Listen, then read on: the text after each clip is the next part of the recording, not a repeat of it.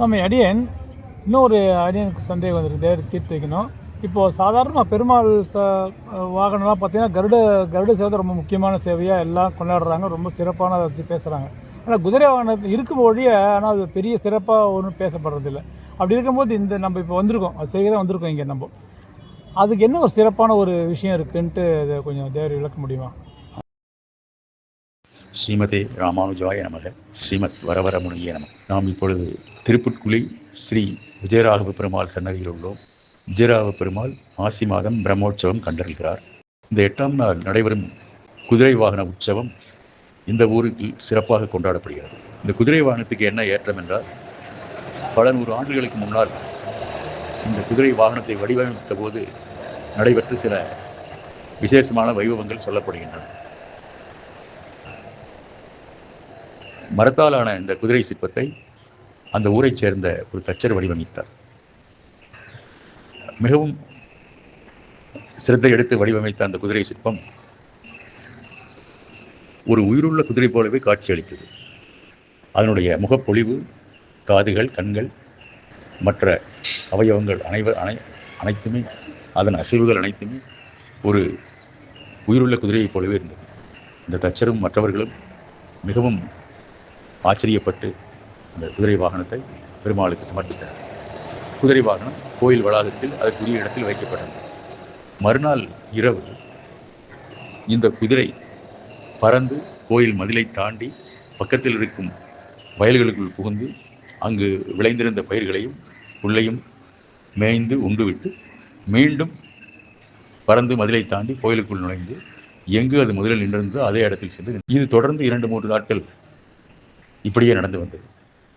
இதை பார்த்த அந்த உள்ளூர்காரர்கள், இது என்ன அதிசயம், கோயிலைச் சேர்ந்த குதிரை உயிருள்ள குதிரை போன்று ஒவ்வொரு நாளும் வெளியே வந்து வயல்களில் பயிரை மேய்ந்துவிட்டு மீண்டும் உள்ளே செல்கிறது என்று ஆச்சரியப்பட்டு கோயிலுக்கு சென்று கோயிலை சேர்ந்தவர்களிடம் அதை பற்றி சொன்னார்கள்.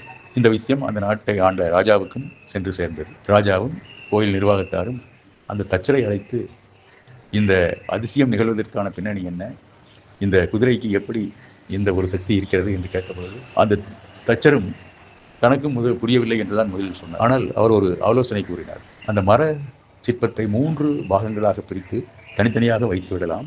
உற்சவம் நடக்கும் சமயத்தில் மட்டும் 3 பாகங்களையும் ஒன்றாக இணைத்து முழு குதிரை சிற்பமாக ஆக்கி அதன் மேல் பெருமாளை எழுந்தருள பண்ணி புறப்பாடு செய்யலாம் என்று கூறினார். அவருடைய ஆலோசனை ஏற்கப்பட்டு அதுபோலவே அந்த குதிரை சிற்பத்தை 3ஆக பிரித்து தனித்தனியாக வைத்து விட்டனர். அது அந்த 3ஆக பிரிக்கும் பொழுது அதற்கான சில விசேஷ மந்திரங்களை சொல்லி விசேஷ பூஜைகளையும் செய்தார்கள். இப்படி செய்தபின் ஒவ்வொரு ஆண்டும் உற்சவ சமயத்தில் அந்த 3 பாகங்களும் ஒன்று சேர்க்கப்பட்டு அதன் மேல் பெருமாள் எழுந்திருவார்.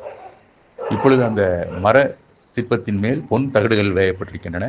இப்போதும் ஒவ்வொரு ஆண்டும் குதிரையின் அந்த மரத்தாலான குதிரை சிற்பத்தின் 3 பாகங்களும் ஒன்று சேர்க்கப்பட்டு ஒரு முழு குதிரை சிற்பமாக ஆக்கி அதன் மேல் பொன் தகடுகள் பொருத்தப்பட்டு அதன் மேல் பெருமாள் எழுந்தருளி புறப்பாடு கண்டிருக்கிறார்.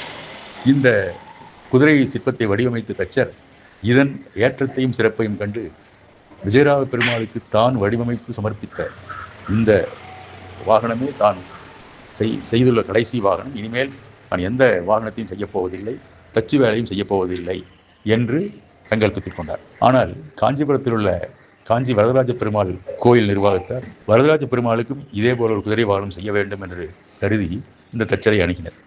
இவர் இனிமேல் நான் எந்த தச்சு வேலையும் செய்யப்போவதில்லை என்று கூறிவிட்டு இருந்தாலும் அவர்கள் வற்புறுத்தவே அவர்களுடன் சென்றார். சற்று தூரம் சென்றவுடனேயே இந்த தச்சர் விஜயராகவ பெருமாளுக்கு கைங்கரியம் செய்த நான் இனிமேல் வேறு எந்த வேலையும் செய்ய முடியாது, விஜயராகவ பெருமாள் திருவடிகளே சரணம் என்று கூறிக்கொண்டே அந்த இடத்திலேயே விழுந்து அங்கிருந்து பரமபதம் அடைந்து விட்டார். இந்த நிகழ்ச்சியின் காரணமாக இன்றும் ஒவ்வொரு ஆண்டும் குதிரை வாகனத்தில் புறப்பாடு கண்டறிந்த விஜயராகவ பெருமாள் கோயிலை விட்டு வெளியே வந்ததும் நேராக இந்த நிகழ்வு நடந்த இடத்திற்கு சென்று அங்கு அமைக்கப்பட்டுள்ள பந்தலில் எழுந்தருள்கிறார். அந்த இடத்தில் இதை பற்றி ஒரு கல்வெட்டும் உள்ளது. அங்கு ஒரு பழைய ஒரு மரமும் இருக்கிறது. அந்த இடத்தில் பெருமாள் எழுந்தருளியுடன் அந்த தச்சரின் வம்சத்தில் வந்த இன்றைய தலைமுறையினர் பெருமாளுக்கு மரியாதை செய்கிறார்கள். பெருமாளுக்கும் குதிரைக்கும் தனித்தனியாக மாலைகள், வஸ்திரங்கள் சமர்ப்பிக்கிறார்கள். பழங்கள் மற்றும் திரவியங்களை நைவேத்தியமாக சமர்ப்பிக்கிறார்கள். கோயில் சார்பாக அவர்களுக்கு மரியாதை செய்யப்படும். இந்த வைபவம் நடந்து முடிந்தவுடன் இன்னொரு கோஷ்டி தூரத்திலிருந்து மேலதாளத்துடன் வந்து கொண்டிருந்தார்கள். அவர்கள் யார் என்று பார்த்தால் இந்த குதிரை கோயிலுக்குள்ளிருந்து வெளியே சென்று வயலில் புல் மேய்ந்து வந்தது என்று சொன்னோமே, அந்த பகுதியைச் சேர்ந்த மக்களின் இன்றைய தலைமுறையினர் அந்த வயல் பகுதியிலிருந்து அந்த புல்லை பறித்து புல் கட்டுக்களாக ஆக்கி 3 புல் கட்டுக்களை ஒரு அலங்கரிக்கப்பட்ட திருச்சிவிகையில் வைத்து ஊர்வலமாக எடுத்து வருகிறார்கள்.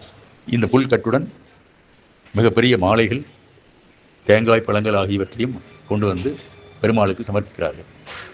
பெருமாளுக்கு மிகப்பெரிய வடமாலை அணிவிக்கப்படுகின்றது. குதிரைக்கு பல சிறு மாலைகள் அணிவிக்கப்படுகின்றன. அதன் பின்னர் அந்த சிவிகையில் வைக்கப்பட்டிருக்கும் 3 புல்கட்டுகளையும் அவர்களே எடுத்து குதிரையின் வாயில் ஊட்டுகிறார்கள். குதிரையின் வாயில் புல்கட்டுகள் நிறைந்திருப்பது ஒரு ஆச்சரியமான ஒரு காட்சி. இவர்களுக்கும் கோவில் சார்பாக மரியாதை செய்யப்படுகிறது. அதன் பின் தொடர்ந்து பெருமாள் குதிரை வாகனத்தில் புறப்பாடு கண்டறிகிறார்கள். ஊரின் பல வீதிகளிலும் சென்று பக்தர்களுக்கு அருள் புரிந்து கோயிலுக்கு ஆஸ்தானம் திரும்பும் பொழுது இரவு 12 மணி ஆகிவிடுகிறது. ஸ்ரீமதே ராமானுஜாய நமக. ஸ்ரீமத் வரவரமுனியே நமக.